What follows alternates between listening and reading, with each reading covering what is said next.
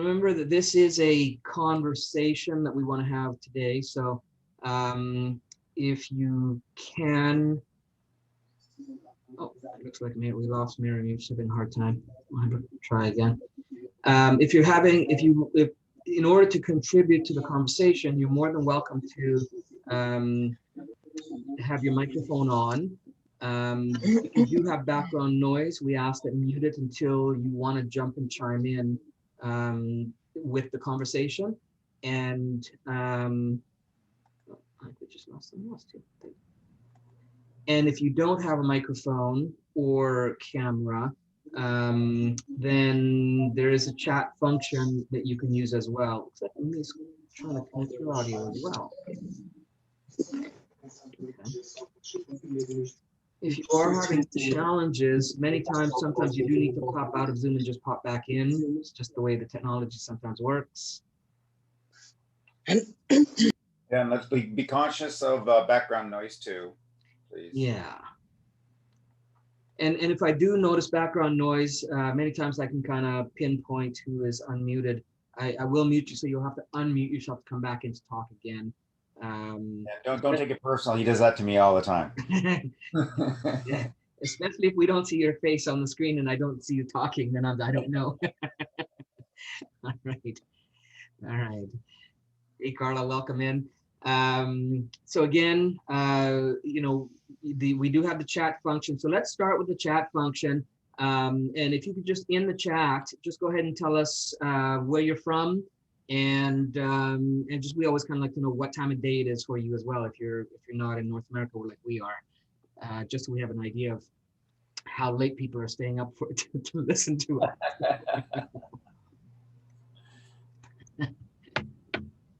Okay.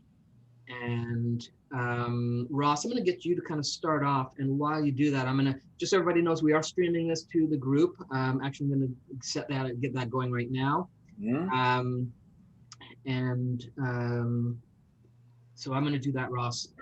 So we talked about this the last couple of weeks. This is kind of a new direction that we're going for our Fridays. We lost the ability to do the watch parties because Facebook discontinued that aspect of their services. So it is what it is. So we've been wanting to do something like this for a long time, and this is really, like last week's show, we did have some technical difficulties. That's why we're on Zoom now, because the Facebook Rooms program just had too many glitches. So we kind of primed the pump for today's topic, but it's not us, it's you. This is your opportunity to participate, to literally ask questions, or to give us your knowledge of the particular topic or subject that we're talking about. And this like last week, we started with one topic and then we ended with a whole different topic, which was great because it's like this is kind of a free ride. This is like, let's just get some stuff out there and talk about some of the stuff that excites us as well, but we haven't quite figured out where to place it in the live streams and the learning that we do. Just because it's too random, right? And it needs to be a conversation. Exactly. So you've seen the maybe some of the posts that we've been putting up the last couple of days is where we're talking about meditation. We're talking about the woman that was lost half of her brain and is still functioning perfectly. There's a man by the name of Thaddeus Gage, who was a scientific wonder because he had this giant rod that went through his head and out the top of his, went in here, came out the top of his head and went right through his brain. And the only thing that he suffered was the loss of vision in this eye. And so there's these oddities that happen that basically take the norm, whether it be in science or in society, and just throws it out the window. And I get fascinated with this because this is a lot about what we're teaching as well. Is we're like, listen, you know, this is these are all these programmings and these assumptions. And when we look at some of these other stories, it's like, well, if this is the norm, then how come this even works?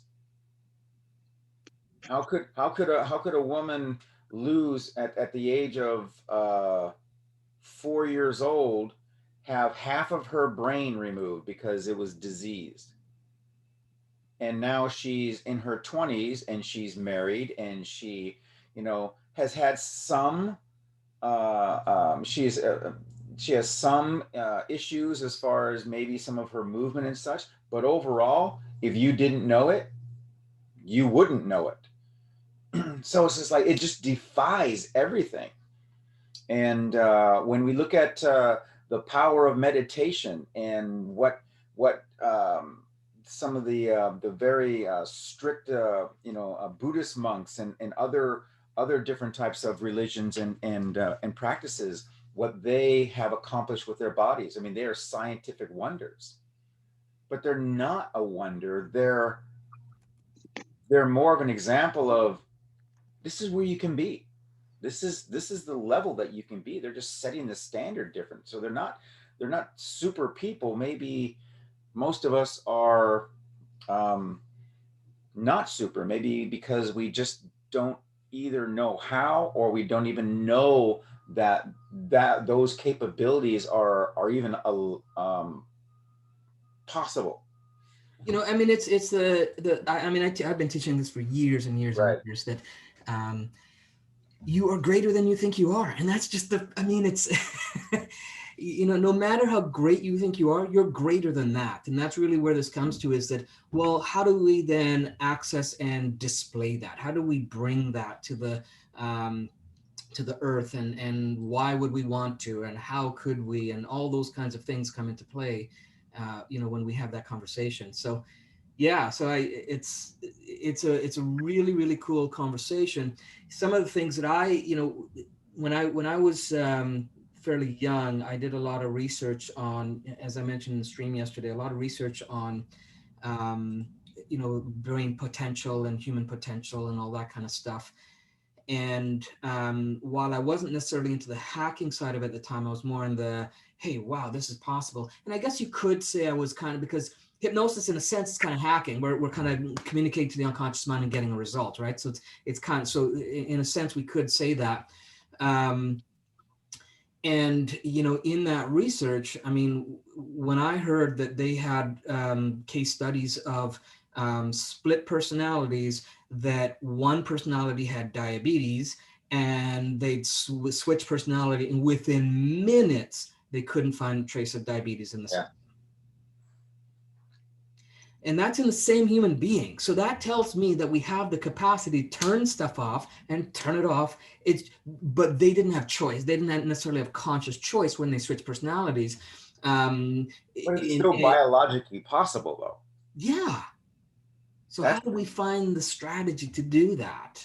Right, exactly. It's like one of the posts that I did promoting today was that movie Limitless. I don't know if anybody has seen it, with Bradley Cooper, and it's, you know, it's one of my all-time favorites.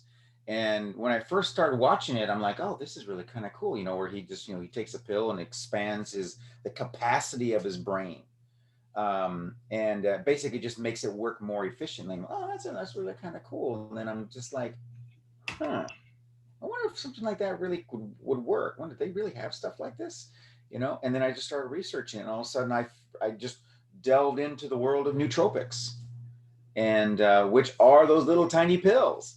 And I'm just, wow, that really is possible. So this screenwriter, you know, took something that he heard about and just, you know, expanded on it. Now, granted, it was a little bit over the top in the movie, but, you know, I mean, it may have been over the top in the movie. Wait, are you meaning that Hollywood sensationalized something, Russ?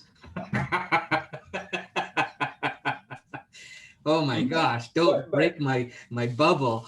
You know, but hey, but you know, I mean, that's another rabbit hole, because if we go back to you know, writers, you know, like Jules Verne. I mean, Jules Verne you know, in the 1800s was writing about nuclear powered submarines. Mhm. So maybe, maybe not, because a lot of times this stuff, you know, just inspires, you know, somebody who is an inventor or a scientist to like having the same question. Yeah. It's like, huh, I wonder if I could do something like that. You know, if you talk to a lot of the big scientists, you know, inventors and stuff like that, you know, I mean, they say Star Trek, you know, inspired me. You know, it Yeah, just and I think, you know, made what I think what happens is that someone has some insight into technology and breakthroughs Mhm. way before we're, you know, even aware of it. And they Exactly. go, let's leak this into the society. So they start to get it customized to the thought process, to the idea. Yeah. And then when we put it out there, then there's a market for it. Exactly. If you look into the, you know, the studies of, you know, of the future self that we're talking, there are, you know, tons of research and tons of literature out there where people, they really do, when you hear somebody, well, you know, I was just, Tesla is a perfect example. You know, he goes, well, because this information, these ideas just flowed to me. I don't know where they came from. They just came from out there into me, through me, and I just created them. And so it's very, very possible. I mean, Tesla's inventions are, you know, not Tesla the car, Yeah. Nikola Tesla, but you know, his inventions are becoming more and more prominent, you know, in today's age. You know, wireless technology. You know, he basically kind of created the first radio. He didn't get credit for it, but he created the first radio, and wireless energy and pulling energy in from just from the earth, and using that to, you know, power a city or a town. And but you know, you ask him, he says it just comes to me. That's all it is. You know, so these are things that, you know, same thing could have happened with Jules Verne. Same thing could have happened with Socrates. Same thing could have happened with Demonicus. Yeah. Or even Um, Da Vinci, right? you know, yeah, Da Vinci is an exceptional example. Yeah. You know, a lot of the stuff that he created the designs for, but never, he just ran out of time, because I just don't have the time to, you know, he creates it, puts it on paper, does the blueprints, but to actually build it. However, you have students over in, I think it was Florence, that just, you know, they have these designs and like, let's see if this is possible, and they built them and they worked at changing nothing. Like, yeah, it works. Actually, it works better than the ones that we have today. So that's, you know, that's how a lot of this stuff works. And and we have now, see, this is why we call it the rabbit hole, because now we have traveled down a whole different direction. But if we get back into the norms of what research and science, there's a, when someone says the research and the science proves this, there's a term that they're, a phrase that they forget to add, as of today, because we're constantly revising the science, because we're constantly revising what we know. As technology gets better, where we can take better images of the stars and in space, and we can take better images and see inside the human body better and better. It's like, 2 years ago they found two more organs in the human body. Two. Seriously? Well, yeah, we thought this And was, which organs? Sorry. yes. Do you know which organs? I do not recall the name of them. I could find it out for you pretty quickly, though. And northern, but they don't. I mean, just like the appendix, they're not really sure what these are doing. So the point is that, you know, there's so much that we know, but there's so much more that we don't know. And that's the whole premise of Down the Rabbit Hole, is that, you know, we know this, but look at all the stuff that we really don't know. and we won't know until somebody shows us something different. That's what Gary and I do on all the live streams. We're just listen. This is information out there. You just don't know about it. Doesn't mean that it's right or wrong. It just means that we just, we learned it. Now we're going to pass it on to you. In the new organs, it was in Netherlands they discovered it, and they were parasalivary glands. And I think it was like in like 3 centuries is the first new discovery of human organs. That's 3 centuries. I mean, so that's the one. That's the one where it's right by the spleen, I think. But they also found that there's like a sac that all of our organs is kind of encompassed in. And they where they thought that was just basically to hold them in place, that in itself is an organ. Crazy. I don't know what it's called. And they don't really know what it does, because for all this time, this is only just a couple of years ago, but for all this time, when they do autopsies and stuff like that, they just, just kind of cut through it, and they think it's just a sac to hold everything in place. It's like, no, it actually has a purpose of some sort. It's crazy. And like Gary said, 3 centuries, 300 years. It's always been there. And science says, oh, we know everything. It's just like, well, I'm sorry, but I'm going to kind of question that a little bit. So there we go. And I still don't think that I haven't read lately that they've actually figured out what the appendix used to do. Mm-hmm. Or maybe still does, but they just don't understand it. But they say it's, they say that we used to need it, but now we don't need it. It's like rogue DNA. It's like, well, but hey, I mean, that's we could have timed this perfect, because I was just about to say, then you have them saying, when they're reading, looking at the DNA in the human body, and they have the gall to say, yeah, well, this is junk DNA. It doesn't do anything. Like, really, nature doesn't make junk. Okay, then in you, let's remove them.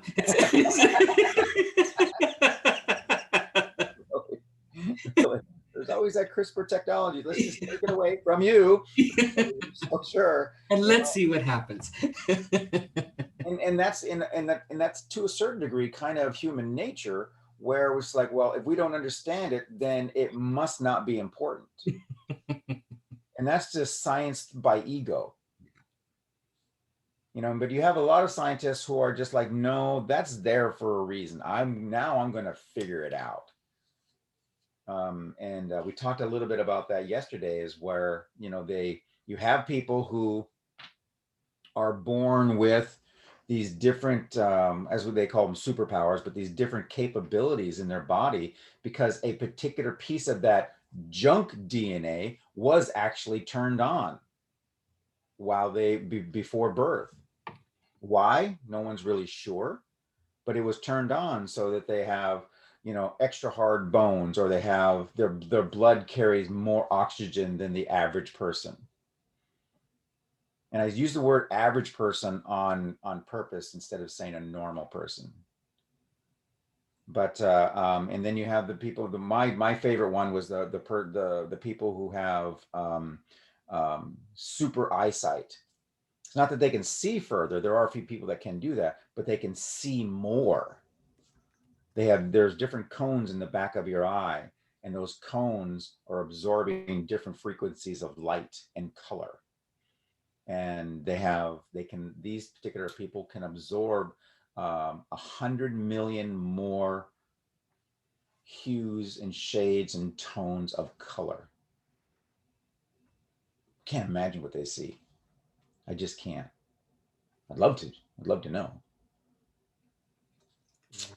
So don't know why. They don't know why it turned on, but the fact that it's there to be turned on, or it was created and used. And as evolution has progressed, nature has decided, I don't think that the human being needs to have this at this particular point. So that's a great topic. So the other day I heard this thing. there's this set, and I should have probably made some conscious note of writing it down because it's really relevant. There are these set of grasshoppers. I believe it's in Africa.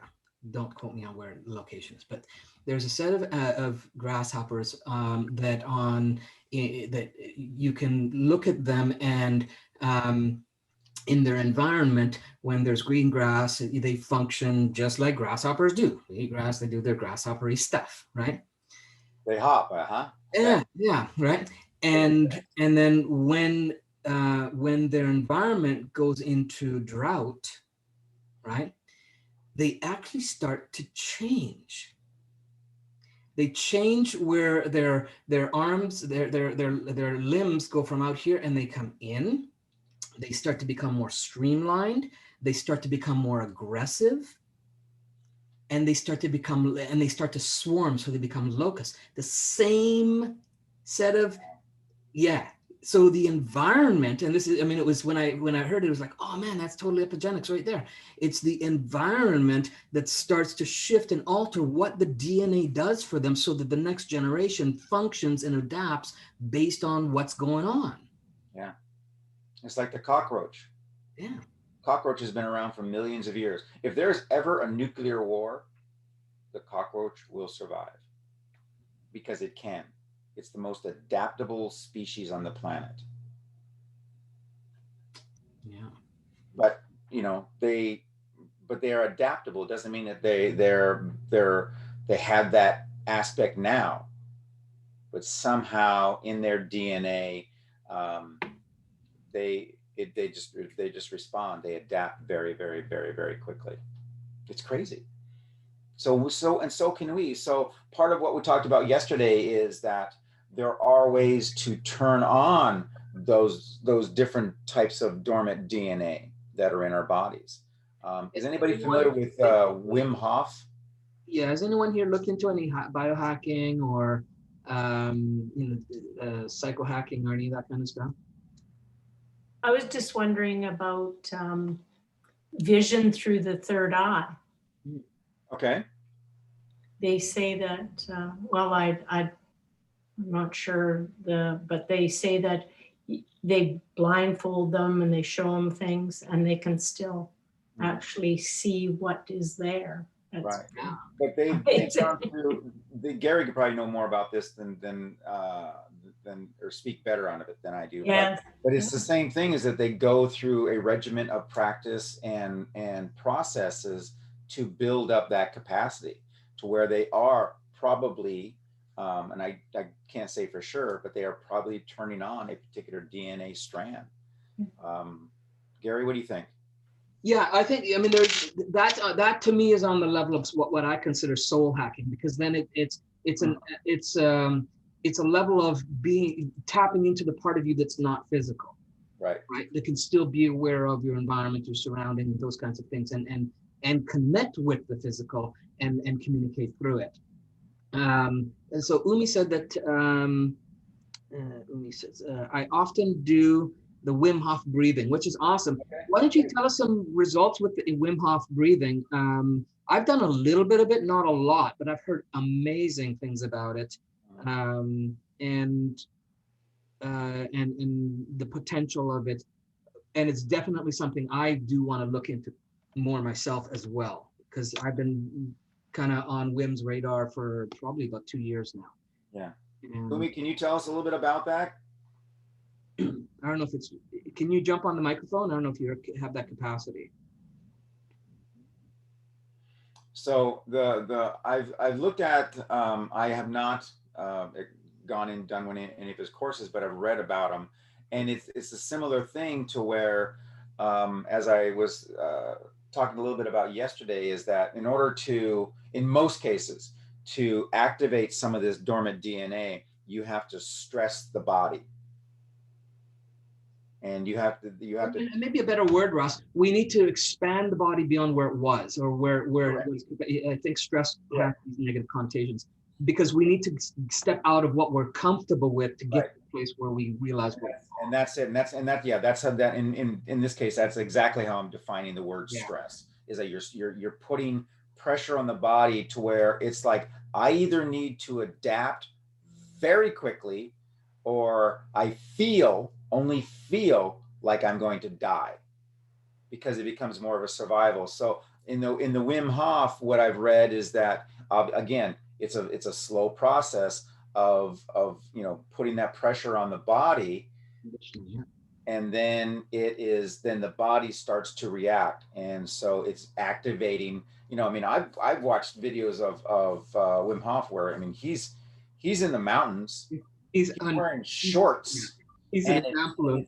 Yeah, and there's 4 feet of snow. Yeah, I saw one where he's I think he's got the longest time underwater in freezing cold water. Yeah. It's just ridiculous. Right. Yeah, I know. Exactly. So he has pushed his body and activated something inside that has allowed him to do that. And he can do that with other people. He's like, no, everybody can do this. Yeah. Because you just have to, again, it's not like you're just going to go today and go jump in, an ice bath for a couple of hours. Ross, let's add him on the list. I don't think we have him on our list. He might be. I'll double check. Have you ever heard of? Gary's talking about his list. He's talking about people that we're going to interview for you guys. Yeah, so we're actually putting together a list of people we're going to have, and maybe would that be actually good to bring them even into the rabbit hole, because that opens up a whole can of stuff. Okay. Well, we're going to bring in David Eagleman, because I've done 2 interviews with him on synesthesia. He's a neuroscientist. That's his specialty. Nice. Bren, what were you going to say? Have you ever heard of Kriya Yoga? Briefly, but I haven't looked into it. Yeah, I practice it a bit. About it? And what it is the tense and release of the body. You go through your body and tense and release. And then there's some exercises. There's meditating as well. But it activates, like, especially you find areas in your body where sometimes you go numb. Yeah. Or you have numbness, and it just brings that life force. Is that based on the relaxation response? Um, Because the relaxation response is a method that was used. I don't know. I learned it about 20 or some years ago. It's a hypnotic process where, to get into a trance state, what you do is you focus on different body parts and you tense, and you relax. So you're teaching the body, instead of this, you want this. Instead of this, you want this. Instead of this, and you do it through all of the body parts. It's probably similar, but maybe just, a lesser version of it. Got it. Yeah. Yeah.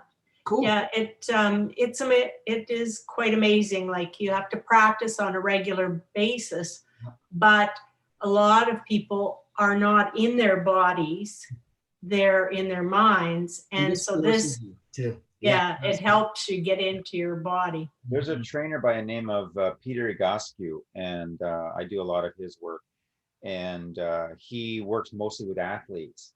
And because it's kind of a similar type of thing where he does what's called movement therapy, where you're doing this. It's like, why am I doing this? He goes, because your body does not know how to talk to your toes anymore. It's forgotten, because you don't use them like we used to use them, because we wear shoes. In marketing, we call it banner blindness. It's there all the time, so you just don't even notice it anymore. Yeah, exactly. And that's exactly what it is. And you have no idea the problems that people have. I fixed with his process, I fixed my right shoulder after an accident by adjusting my left ankle. And literally, when I stood, after I did everything, I'm like, oh gosh, I should not have done this. This was not a good idea. And then I stood up and I felt my body just go, because everything is connected to everything is connected to everything. And Right. if one thing is out of balance, the body will compensate for that. But then that means it has to take something else out of balance. And then now this is out of balance. And so now this has got to compensate to get this into balance, try to balance this out. And it just starts this chain reaction. And it can go to, there's actually a pattern of how the body will do it. And that's how, he's like, oh, no, you got it's your left ankle. Who is that, Ross? Peter Egoscue. Here, I'll put it in the chat. Oh, great. And while we're on the chat there, I've been meaning to get to it, but we've been on conversations here. So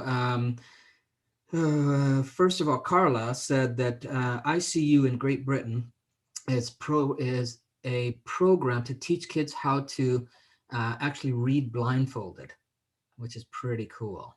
I've been hearing about kids reading, not just blindfolding, but I'm trying to think of probably back in 2003, maybe 2004. I heard about there were some kids down in South America where they were teaching them all these kind of unique type things. And one of them is where they had this teenage girl, and what she would do is she would come into a room where she didn't know anybody there, and they would sit her at the front, and she would they would have people in the audience pull out a picture from their wallet, bring it up to the front, and all the while the girl's blindfolded, by the way, I should say. So she comes in, she's blindfolded, completely blindfolded. The audience member would offer up a picture, and the facilitator would take the picture, put the picture under her foot, and she would describe what's in the picture. Wow. It was, I mean, that's next level stuff. I mean, you know, she could do it with newspapers. She could do it with and she could read titles of like headlines. It was ridiculous. How old was she? She was early teens. So she couldn't have been more than 16. Yeah. That's like I mean, that's almost a version of remote viewing. A whole different level, because she wasn't in any trance. She was just she was fully alert, just and she would have conversations with it. And then and there was others. There's some kids that could do it with their palm, on the back of their palm. So they just had with elbows. They were using different body parts to show that it didn't. And it was crazy. I mean, hold on. I think I know.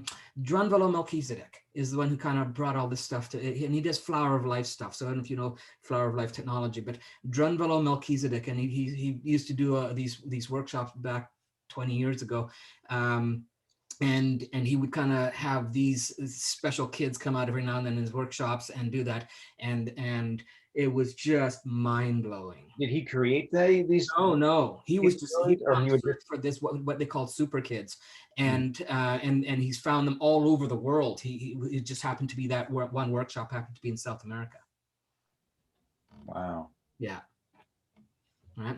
So yeah, that's pretty cool that they're doing that actually as a program in Great Britain. The other thing I wanted to mention is Umi said that a lot of people are getting better endurance, and a lot of them are much calmer, even those who are severely depressed. And that's from the Wim Hof breathing. Yeah, that totally makes sense. Yeah. Mm-hmm.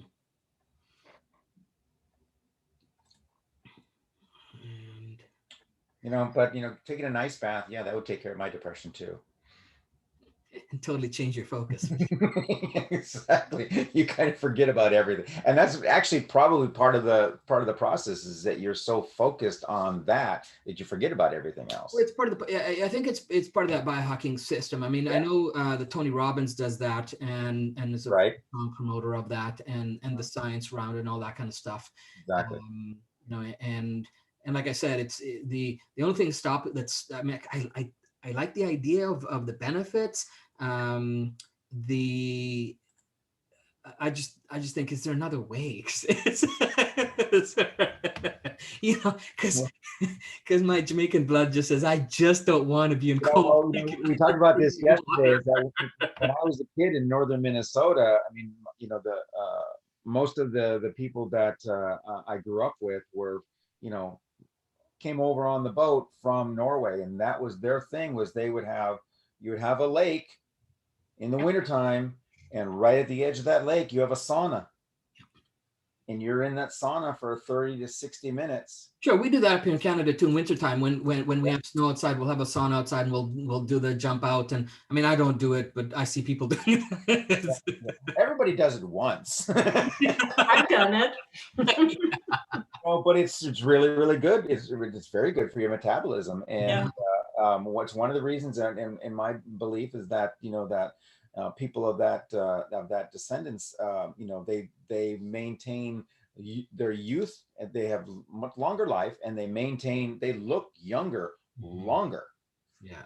and because Yeah, so it's undeniable. I just haven't gotten there yet. So, but it is something that I did. That's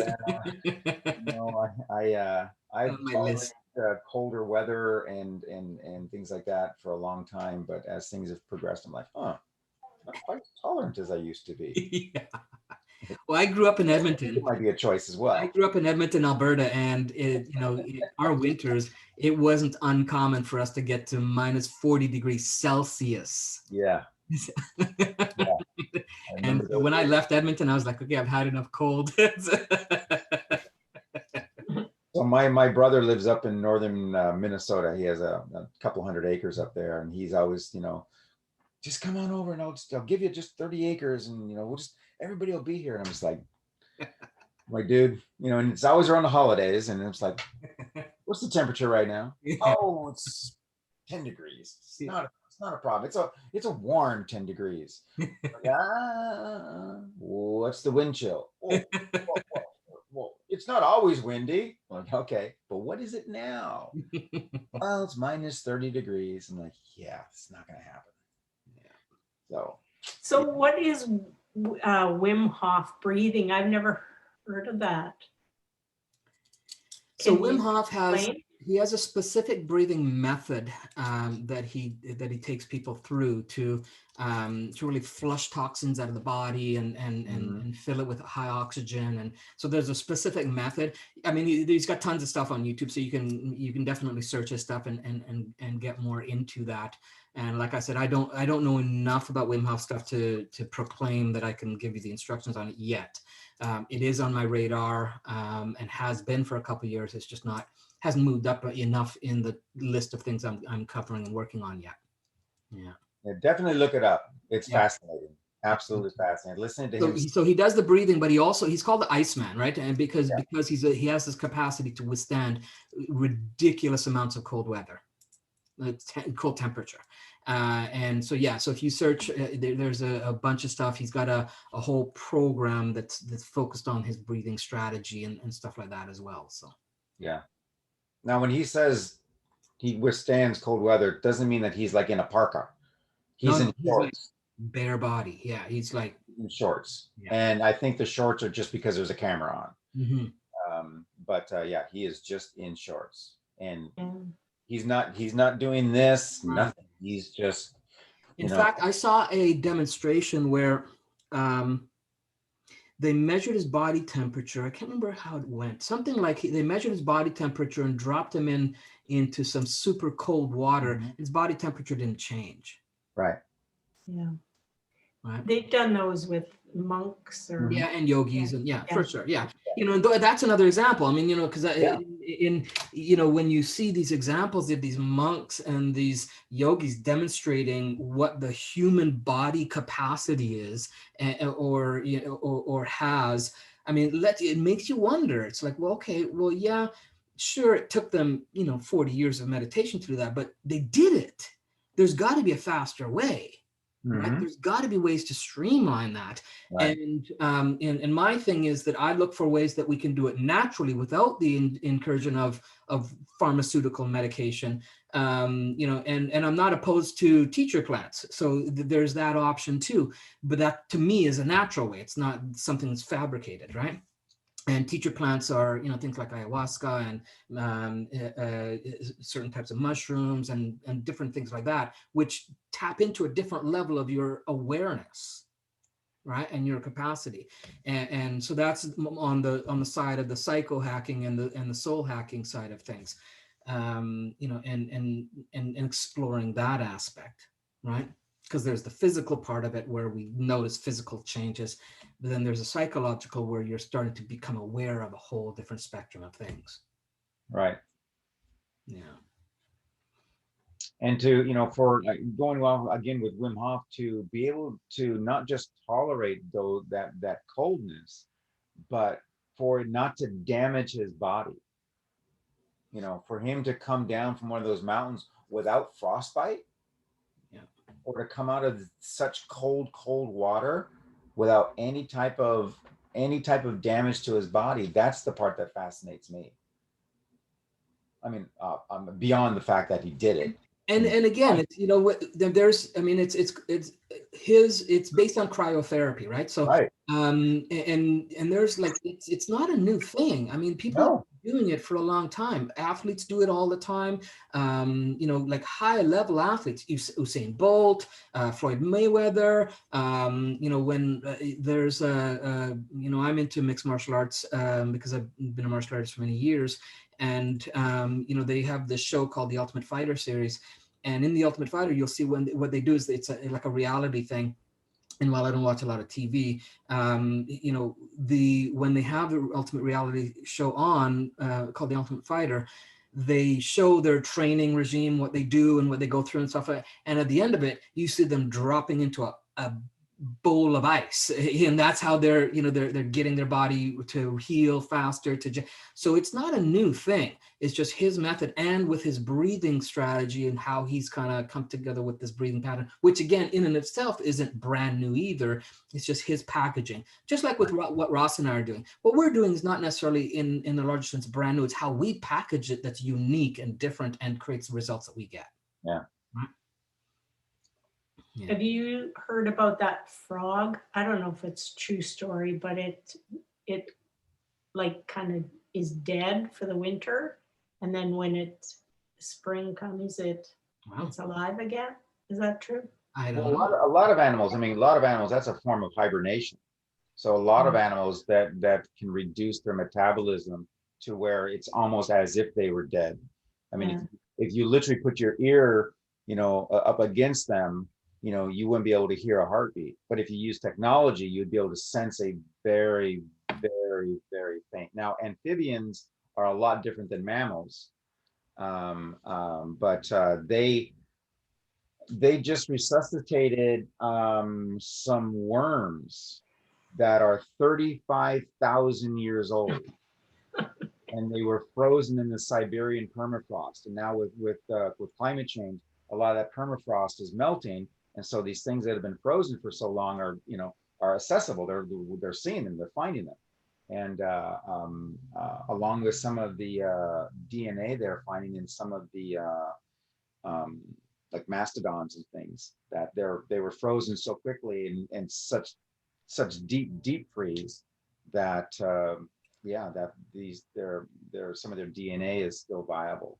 They just found, I just read this last week, they found, they think a princess and one of her maidens or something like that. Perfect. They were huddled up, and it looks like just a cold. They just got caught in the elements. They're completely huddled up, and you could look at them. You can barely tell that they were dead. You know, a little bit. You know, the skin is, you know, but the skin is completely intact and such. So there's a good possibility that there might even be some DNA in there. But I know for sure that they just resuscitated 35,000-year-old worms. So it doesn't surprise me. Yeah. Well, did you ever hear of the little girl in Saskatchewan that was frozen and then they thawed her slowly? No way. Really? Yeah, oh God, I don't even know how many years. It's probably 10, 15, 20 maybe years ago. She was 18 months old, and she opened the door and went out into the winter. And she was frozen, and somebody found her and they took her to the hospital, and they actually, I'm not sure the process, but she is alive. Wow. Well, I mean, I have a very good friend whose daughter, she was 3, and she got through the gate and fell into a swimming pool, and she died. She was dead for 20 minutes, and now she's doing very, very well. And she had brain death, and they actually took her in. And this isn't hacking. This is full blown science technology. Hmm. But they did stem cells. They gave her stem cell injections in her brain. Hmm.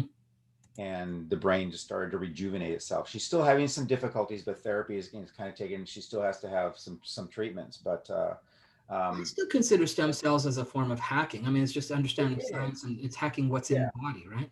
yeah. I mean, I look at it, in my definition, hacking is something that you and I can do Hmm. today in our living room, Got it. or kitchen or whatever.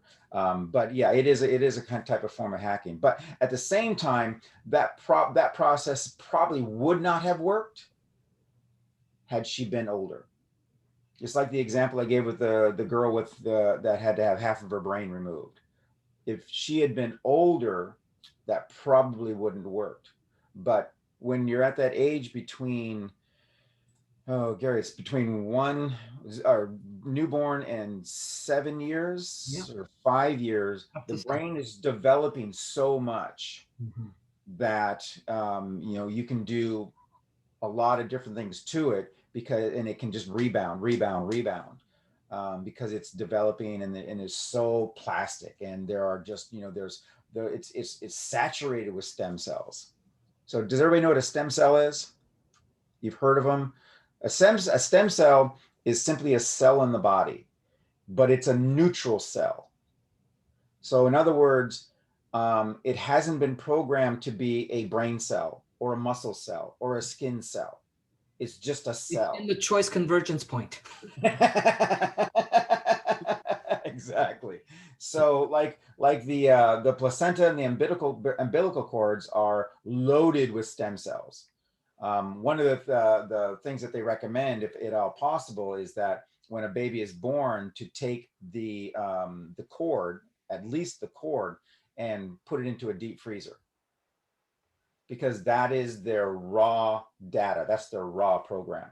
And then if that person were to have, say, get cancer in their 20s or 30s, they could access that cord, pull out that very person's stem cells, which are the best. Those are the best, the most powerful, and reinsert them and give the body a 1,000% better fighting chance. Now we can take stem cells from the body. They come from two different places. One from the bone marrow in your hip, very painful, because when you're doing anything with stem cells, you cannot use any kind of anesthesia whatsoever. So it's like somebody is sticking a needle through your hip and then puncturing that bone and pulling the stem cells out of the bone marrow. Then that's the best. And then the second best is actually they can create stem cells from your fat. So they can pull fat from, around your midsection and such. Those are not as strong or as potent as the ones that come from your bone marrow. But again, you can use, I mean, they're using stem cells for healing, for very, very bad injuries, for regenerating skin, for burn victims. I mean, the sky's the limit. And I mean, stem cell technology is a huge industry, but it's going to be even bigger as soon as more and more of this is, for the lack of a better term, made legal. So, for example, my friend with his daughter, he had to take her to Panama because Yeah. they wouldn't allow it in the United States. It was still, I mean, it's just a phenomenal When facility. was that, Ross? Because I know there's a bunch of practitioners that are using stem cell. They are, but though they can use stem cells for, like my Sherry goes to For like joint, like for joints and those kind. things like that. Yes. Yeah, So and those are the ones where they're taking them from the fat. got The it. fat cells. But it's all very more of the cosmetic kind of stuff. You Mhm, you can inject stem cells into into the knee, and it'll help revitalize cartilage and things like that. But to go in and actually repair organs or into the brain and stuff like that, that's not legal in the United States at this point. Got it. Yeah, but other countries it is. And at the same time, you have to do your your due diligence on the facility that you're using. Just like one of my favorite shows is called oh, botched. And it's 2 plastic surgeons, and their specialty is helping people with botched plastic surgery. Oh, interesting. Oh, it's fascinating. It's absolutely fascinating. I'll have to check that out. I've never. But to see what doctors have done to some of these people, what they've injected, where it's like, well, you know, they injected silicone into, you know, to give me better cheeks, but it wasn't pharmaceutical silicone, it was construction silicone, you know. And so, it's, you know, but again, I got a great deal. I went to Mexico, or I went to someplace here out of the country because it was cheaper and all this kind of stuff. And it was just like, oh, you're just looking at these people. It's like, yeah, they didn't do their due diligence on, they just went off a price. And sometimes there's a reason that it's so cheap. But anyhow, it's a fascinating show. It really is. I'm not a big reality show, kind of like you. I'm not a big reality show kind of a person. But I caught one of those shows and I couldn't stop watching. I just couldn't. It was like a marathon of it. And I'm just like, you know, my Sherry went shopping and she came back and I'm still watching this show. She goes, "Are you okay?" I was like, I can't stop watching this show. This is fascinating. It's fascinating from a medical point of view. It's fascinating from the technology point of view. But for me, it's really fascinating from the psychological point of view of the people who just, you know, have had so many surgeries because, you know, they have what's it called, amorphism, the people who are just obsessed with plastic surgery. It's something like that. Yeah, something like that. Yeah. So I'm again going off on this rabbit hole. I was just watching something today where there is a spree or a lot more cancer that people are having, but it's all in their rear ends because people are having more and more cosmetic surgery and implants in their bums. Interesting. Yeah. And it's causing a lot. They're having this huge uptick of cancer cases. Well, that's interesting. I actually thought years ago that would be a thing because people are putting cell phones in their back pockets all the time. Yeah. Mm-hmm. I thought that would have contributed, but that's interesting. That's the plastic surgery thing. Yeah. Well, that's. I mean, I think it could really be maybe a combination of the two. I didn't really actually think about the cell phones. Yeah. I mean, Speaking of which, what's that? what do you think of about cell phones and how close they are to your body and stuff? What are your thoughts on that? Like, you know, I have watched, walking down the street, for example, this isn't probably in my case, or opinion, the worst is you see the women with the hijabs, the head wraps, and they have the cell phone is stuck between it like this. So it's wrapped, it's tight right here. And they just walk with them like this and they can talk, but that thing is right there. And I just want to just go up to him and just take it out. I was like, no, don't do this. You know, get a headset. Having your cell phone in your pocket or in your coat pocket near your heart, anywhere where it's close to the body is nothing you should on a do. micro level, it's gonna have an impact, I believe, anyway. Absolutely. And I think you may not necessarily notice it right away. And I think future generations may notice it more than we will. Because it's on a micro level, and the body's capacity to heal and rejuvenate and generate and deal with that kind of junk is phenomenal. Otherwise, we wouldn't survive as human beings, right? So I think we have levels of resistance to it, and I also think that there's a lot of variables here, right? When we're talking about the body, it's not just one thing because there's so many functions that can contribute to something going one way or the other, right? So, for example, I believe that someone who is doing other hacking of psycho, spiritual, and physical, and they're doing optimization of those things won't get impacted as much, right? But if someone's already in a state where their body is in decay, it is in decline, and those things are added to it, it's going to make those even worse. Yeah. Right. Absolutely. And you know, and definitely, like Ross said, you know, skin to skin contact. Absolutely. I think that based on the research I've done and seen and looked at, is something you shouldn't do for any extended period of time. And different phones actually have different levels of damage that they can do. And so do different headsets Yes. as well. Like for example, the Apple AirPods, their latest AirPods, those are the most powerful wireless headsets around, but they're also the most damaging. I wasn't going to mention Apple, but they're also, their phones also have the highest level of decay from the radiation to your skin as well, from Yeah. all of the phones. So there's a gentleman I follow for a long time. His name is Dave Asprey. I don't know if anybody's ever heard of him. Gary, you've heard of him, right? Dave who? Dave Asprey, Bulletproof. Oh yeah, that's right. Yeah. Okay. Mhm. So I've been fascinated by him because he doesn't just, you know, and he kind of created the term biohacker, and he was one of the people that I followed after I kind of got into it.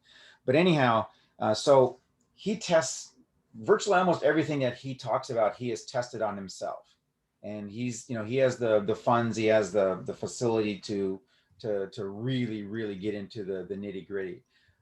So anyhow, he is in his house, when he had his house built, he had his house built with a copper everything infrastructure. So you have the framework of the house, and then everything's wrapped in copper. So you can't get any EMF. The copper will, it's like a Faraday cage. It'll just EMF waves, microwaves all from around his facility will not enter into the house because he's basically built it inside a Faraday cage. Faraday cages that, you know, when you see Nikola Tesla in those photos where he's got the electricity going around him, like he's inside of a cage. That cage is made all of copper, so that that energy can't penetrate that copper. It's a natural barrier. So anyhow, he has a pair of pants that he had made, and he had and they have the hip pockets, and he had the hip pockets lined so that he could keep his cell phone in his pants without putting it in his back pocket like everybody else. He puts it into these lined pockets, and he always uses the left pocket more than anything else. And after a year, he went in and had a bone density test between his right leg and his left leg.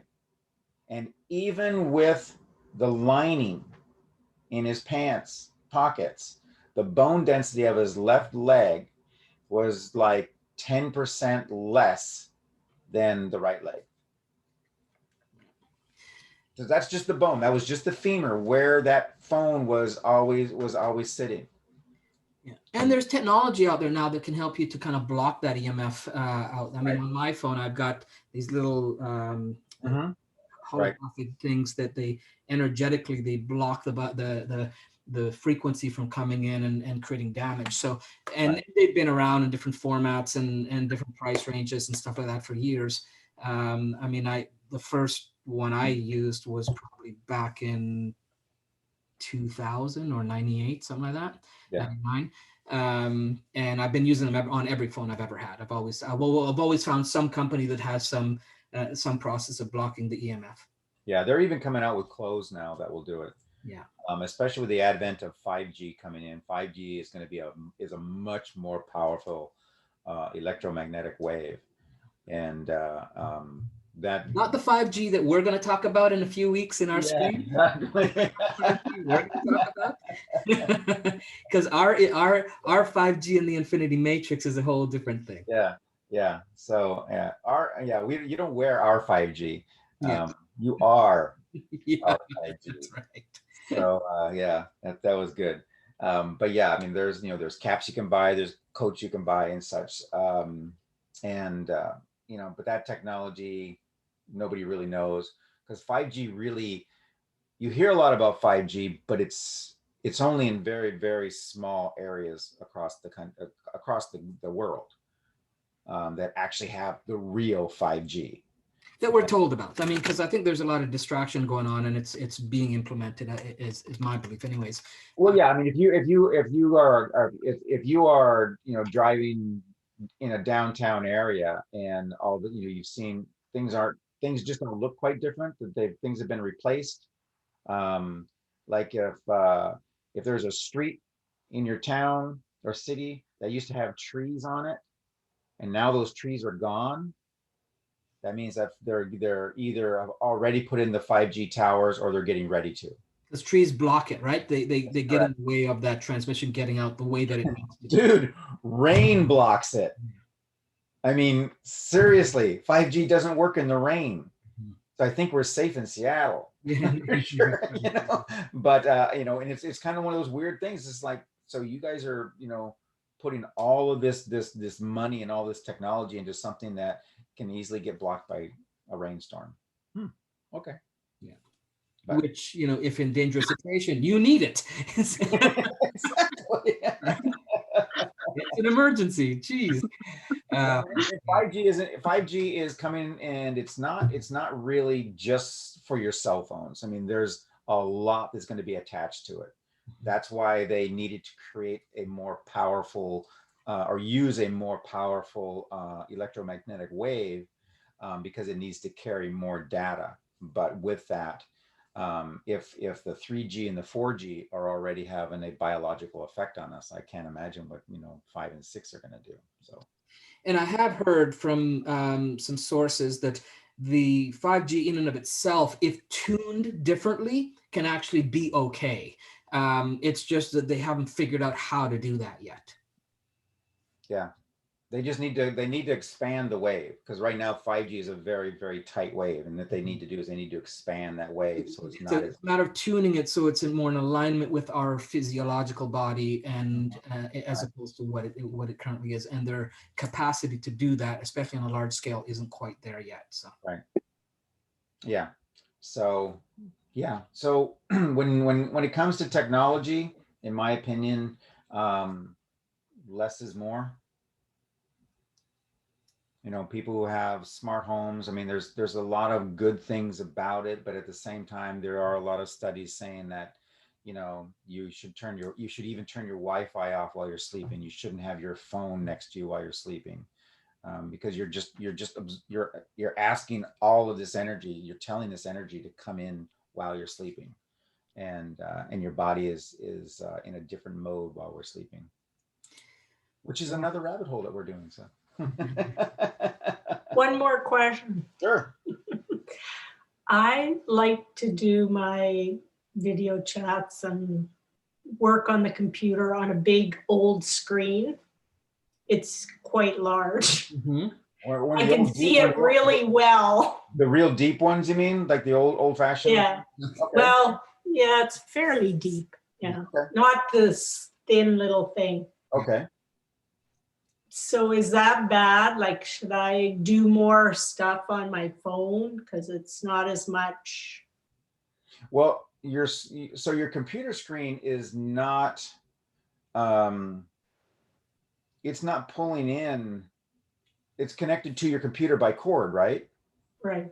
So no, I mean, that's actually better than your phone, because your phone is pulling all that energy around you. As to where if it's wired, I mean, like, for example, the best set of headsets for when you're talking on a phone are a wired pair of headsets. Those are actually the best for you, because you don't even have the Bluetooth energy that's coming in towards your head, being focused here. So no, I mean, any type of a screen that's wired is better for you, as far as radiation is concerned. Now, good. The quality of the image is going to be substantially different, probably. Yeah, and then with the screens, I mean, it's more of the light that it emits, right? That you want to be aware of it, how that impacts you and stuff like that. And so let's kind of wrap up a little bit. We've gone a little over time, but I just kind of wanted to kind of explore, just kind of throw out there, because again, the rabbit hole is really designed to have us kind of expand our thought processes and think differently and explore different things and whatnot. So when it comes to biohacking or hacking in general, you know, we talked about cryotherapy stuff. There's also what's called red light therapy. And, you know, red light therapy is, it's low emissions of red light that's used on the skin to regenerate the skin, things like wrinkles, scars, those kinds of things. And it's being used more and more now. There is some controversy around it, but again, any hacking, there's controversy around to some degree. And, you know, but I think they call it RLT. I think it's been around since about 1990. I think I remember first hearing about it, or around there anyways. But they used it and when I heard about it, they were using it in space to grow plants, right? That was the light they used. And it helped to promote growth and the photosynthesis of cells and stuff like that. And since then, they've started to bring it over into the application in medicine and you know, increasing the energy inside human cells and things like that. So that's a whole other realm of stuff, you know, that could be a conversation around the hacking piece of things. And then the yoga you were talking about, and then the relaxation response is what's called compression therapy. It's where you're putting your body into the system where it flushes out the toxins, right? It flushes out those things, and that's more in alignment to compression therapy. There's another one, and I heard about it. I haven't really done a lot of research on it. It's OsteoStrong. It's a place where you go, where you work on the bone density, and there's stuff you can do to increase bone density and have longevity in the bone density. They've got a website, OsteoStrong it's called, and they've got a whole process that they do specifically for that. And I think they got locations that they do it as well. It also seems pretty interesting. But again, like Ross said, what we look for is things that anybody can use. You don't have to go to a specific place.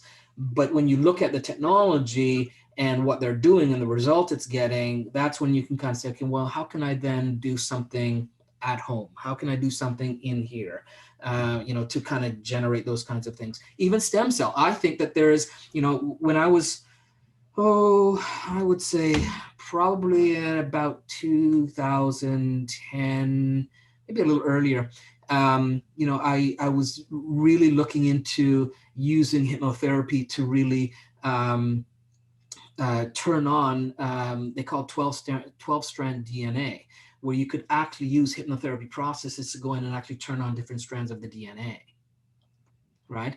And so I think that, you know, that if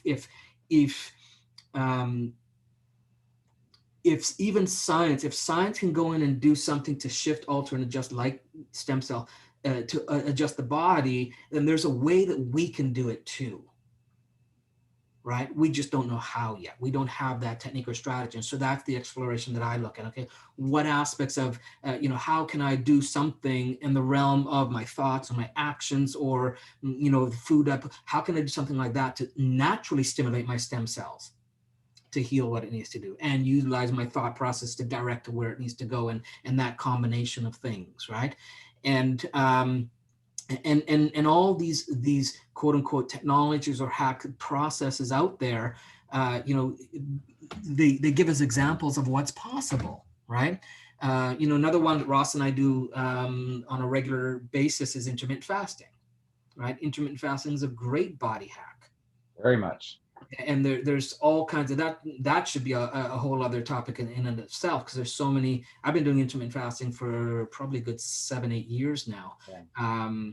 And there's different ways you can do it for different reasons and stuff like that. There's you know, more and more doctors and physicians are seeing that, oh my gosh, people can heal themselves, people can get this kind of result. And they're catching on, and it's starting to become more of the norm, even though those that do it get, you know, like in anything else, they get, you know, bombarded with crap from media and other doctors that are not in alignment with it and stuff like that. Well, you know, but that, Gary, that comes down to the fact that, I mean, fasting is something that's been around for centuries. Forever, yeah. And you know, maybe they didn't know why that they liked it, back then, and maybe we know better what it does to the body. But regardless, they did fasting because it's like, yeah, I feel a lot better now. And the fasting, intermittent fasting, people think, oh, it's a diet. Well, no, it's not a diet. It really isn't a diet. It's just good for you.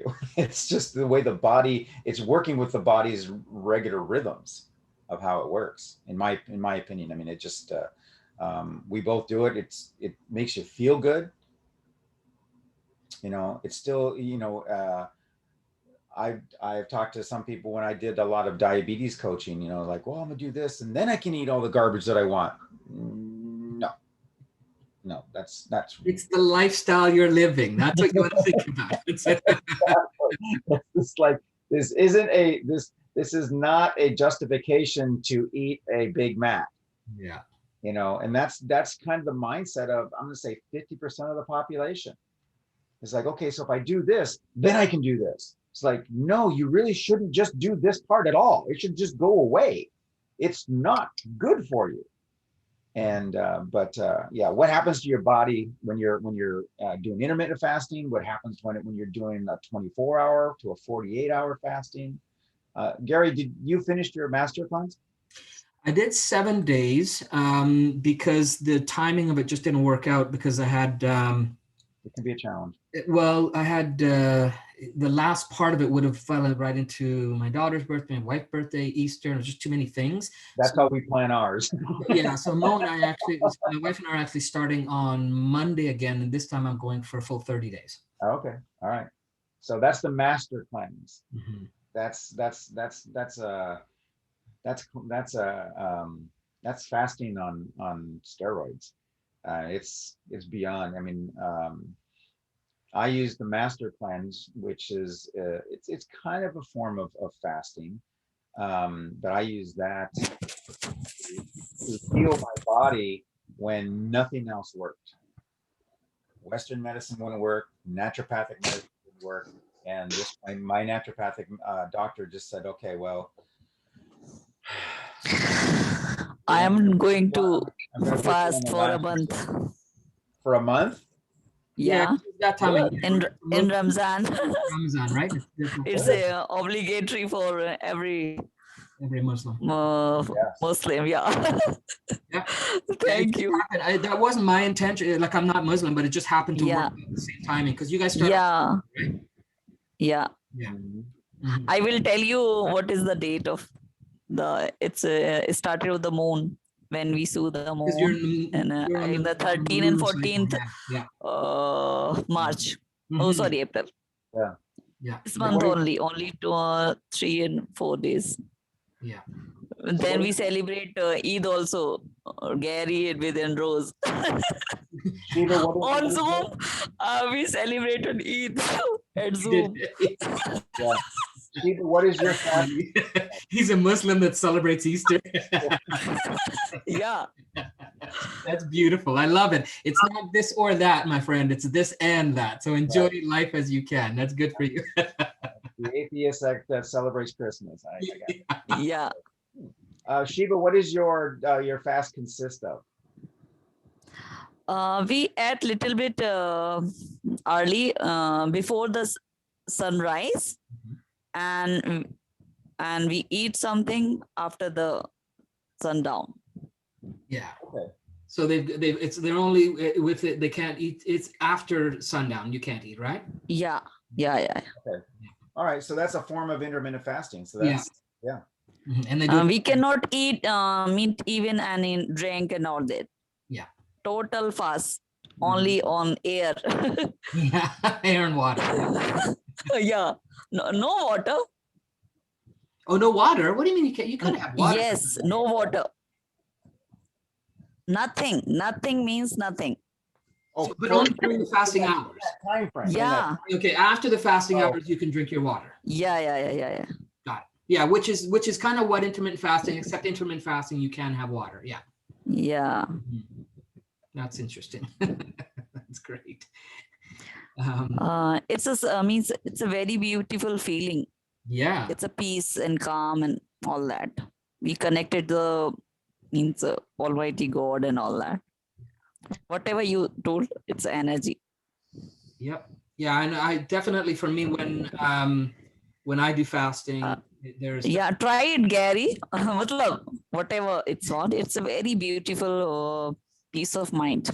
well, no, I do. I've been doing fasting for many years, and when I do the intermittent fasting, my intermittent fasting, when I do it, I usually do only a 4-hour window of eating. So I'll eat only within a 4-hour window. And I Okay. won't eat for another 20. Okay. Yeah, and I'll do that for 2 weeks at a time. Right, that's the longest I've done it. Oh, I very could good. do longer, but I've done it for 2 weeks at the longest. Because, and again, it's part of this whole hacking, right? For me, I've conditioned myself to food to be just. It kind of is an inconvenience for me. It gets in the way of me doing things. So it's not that important, Yeah. right? And so Yeah. I don't get hung up on, oh, I got to eat, or it's this time.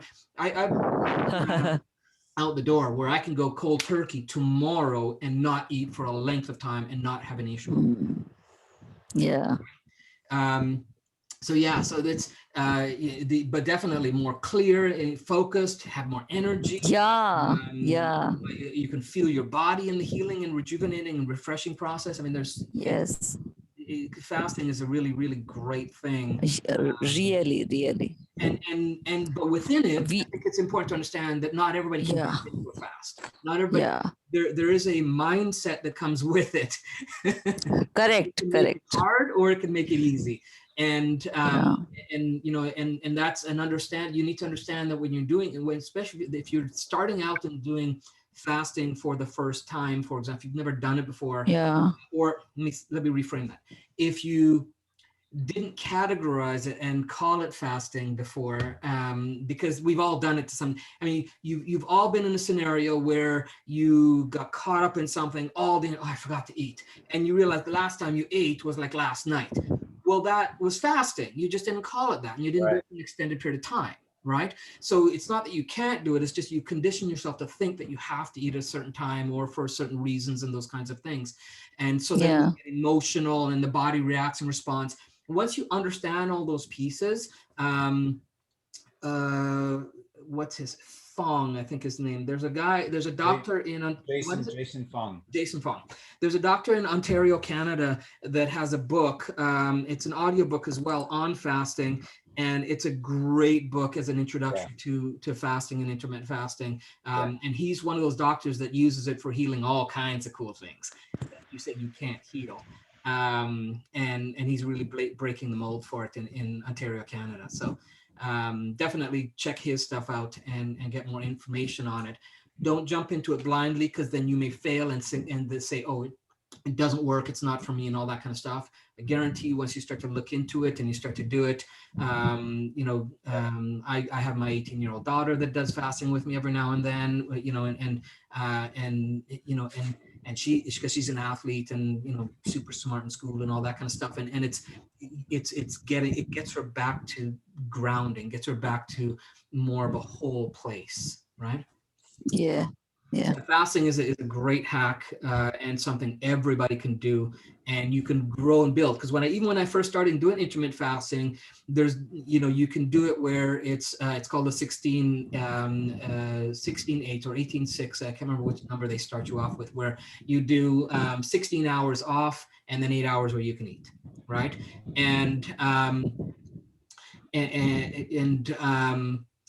So you can then shrink the amount of time that you eat, so then go to 7 hours window, then you go to a 6 hour, and then you go to 5, and go to a 4. And there's times when I've gone a full 24 and I'm like, I'm okay, I don't really need to eat today. And so it's the beauty of, I find, intermittent fasting is that it's completely flexible and dependent on where I'm at. Right. I can start it up when I want to, stop it when I want to. I can extend it if I want to. I can shrink it when I want to. But I'm going into that state where my body gets into ketosis and does what it's supposed to do for this cleansing and detoxing that happens. Yeah, and the great thing about it as well is that the longer you can go without eating, the more benefits you're actually getting. Your body, what your body starts to do is it goes into kind of a stress version. The body does, not your mind, because your mind becomes very clear, very, very clear. when somebody goes, oh, I'm doing a fasting, I can't think straight, they're doing it wrong and such, but it becomes very clear. And so it starts to become, your body becomes more efficient. Okay. So it starts like, I don't need this. I'm getting rid of this. And it just starts purging the things that it's just like, yeah, I'll take care of it later. Yeah, I'll take care of it later. Now it's like, oh crap, I need to get this stuff out. I've got to get all of this garbage out of me so that I can become more efficient, because I'm not getting fed the way I'm supposed to be getting fed. Body's very simple. It has a very simple mind per se. And it's just like, I'm not getting fed. That means I have to go into kind of a starvation mode where I'm going to become very, very lean. I'm going to start burning the fat that I've been storing for this particular reason. That's why we store fat. Fat is just energy to the body. Primary reason. Yeah. That's all it is. Okay. We just give it too much energy. Okay. That isn't in congruency with the amount of energy that we're expelling. Is as simple as I can go, is how the body feels that. It just starts getting rid of the thing. I heard one intermittent faster say that the body has so much, the average North American body has so much fat in it that they have enough energy to walk from Detroit to California and not eat in the whole time if they were just burning energy. I would agree with that. I would agree. But your body also has its own self-image. Yeah. It has its own blueprint. Yeah. So that, and which is primarily why most people fail at diets, or then they go through a diet. Oh, I lost my 20 pounds, and then it comes back with a vengeance because they failed to change the body's own image of itself. And yeah, again, which comes back to, there's all these variables, right? It's your self-image, it's your belief, it's your fears, it's all these components. And so the hacking and they try to getting all these, from the biohacking side of things, there's so many different aspects that it's important to look at. That's not just one thing, right? It's looking at all the variables and trying to create your own specific combination that works for you. Right. There's also a thing called functional music, which is a cool thing I've just started to kind of look into, where there's specific music designed specifically for certain functions. Where you can have music specifically for, evoking emotions, specific emotion thing. And it's something that movie makers really tap into. Right, where they have certain music at certain times to elevate and increase the emotion on certain things, and to know that there is specific what's called functional music out there that you can look for if you want to stimulate and get the certain emotions going, and to be able to hack that and condition that. Yeah, so that's a whole other topic on the psychological side of music and the impact it can have. And then even gratitude is a hack, right? Just having gratitude and doing gratitude journal. In our 7-day Success Hacks program, on day 3, we talk about the questions that you ask yourself and how they can start to shift, alter, and adjust your moods and your options and your choices and stuff like that. And one of them is gratitude, and doing gratitude journal, which gets you into your whole body into a whole different mind frame and state of being, and can be a powerful hack for healing, for attracting things, for all kinds of things. Right. And to have that as a regular ritual that you do it can be very powerful. And then we come to, which we started this whole rabbit hole on, which Ross started talking a little bit about, was supplements and things like that, where you have these things that can actually go in and help the body with that process when you're doing all the other things. Right. Yeah. And supplements are just that. They're supplements. You still need to eat properly. But as many of you know, that we don't get the food that we process so much now. I don't mean just the stuff that comes packaged. Even your fresh vegetables that you get in the grocery store, in the grocery aisle and such, doesn't have the nutrient content that it used to have, because it is processed. It's just this rapid processing of going The fertilization processes are not what they used to be. So everybody utilizes vitamins and minerals differently in their bodies. And, you know, I strongly recommend at least once a year to, you know, have those levels checked. So you know what you may or may not be deficient on. I do it once a year. And it's just sample of my hair. They can do it through my hair. So it's great. Yeah. All right. Well, that's it. That's a good rabbit hole. Good. That was very good. And so we're going to be on this every week this time. You do need to re-register the same link, but you need to re-register every week just so we know and how many people to expect to show up. But it's the exact same link. Just go there and just re-register for the next week, and come and join us. And we're going to ask that, you know, when possible, jump on, have some conversation with us. As you see, when Bren jumps in, when, you know, Maria, last week you jumped in, when we have people jumping in, and even on the chats, it just makes it that much more dynamic, because we really, really don't want this to be the Gary and Ross show. I thought it was the Ross and Gary show. Yeah, sorry. Yeah. No, seriously, I mean, that's the backbone. You are the backbone of this. This is why we want to do it this way. We didn't want to just have something that, you know, we're going to get on there and you know, talk at you again. Because we doubled our on live viewership, so which is awesome. Yeah. So and that's the whole idea, is that this is your show, and we'll prime the pump. But as you can see, we primed the pump and we went down a different rabbit hole. And somebody last week was asking, why do you call it the rabbit hole? It's because a rabbit hole goes down and then it branches off. And you can kind of go down this way, you can go down this way, and sometimes they meet in the middle. And that's what we want. We'll just kind of keep going. And if somebody wants to steer us back to the original topic because that's what brought them here, great, then we'll steer back and up. Metaphorically, in the Wizard of Oz, it's the portal to different realities, right? Alice in Wonderland. Yeah, Alice in Wonderland. Yeah. I love it. I love the rabbit hole. Yeah. Wizard of Oz is a whole nother rabbit hole. But yeah, we'll take, you know, we can go in and Hector's not on today, is he? No. Hector brought us into, you know, the world of plant medicine last week, and it was fascinating. And so it's like, great, this is cool.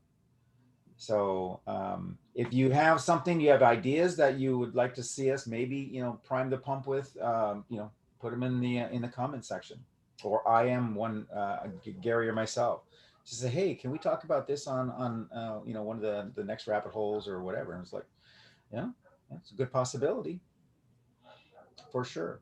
So we think these up generally about a week ahead of time, so that we can Well, we've got a list of them. We just decide what we're going to. So we look at the list and we say, yeah, let's, you know, the live stream is this. We could try to tie it in. Yeah. We try to tie it in, but it doesn't have to. We have no rules with what the rabbit hole is supposed to be, except that it is a back and forth between you and us. Yeah. You know, we want the interaction. And so that's all I've got.